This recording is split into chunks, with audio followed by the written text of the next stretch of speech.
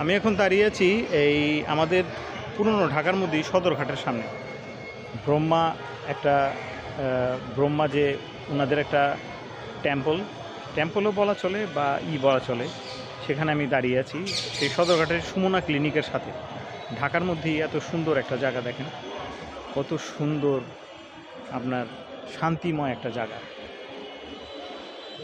ব্রহ্মা, সেই ব্রহ্মার ইসের মধ্যে দাঁড়িয়ে আছি।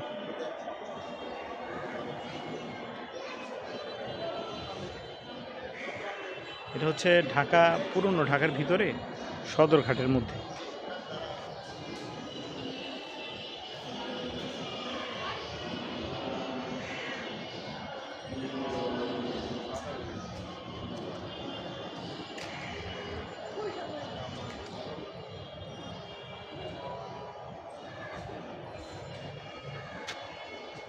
ভালো থাকেন, আল্লাহ হাফেজ।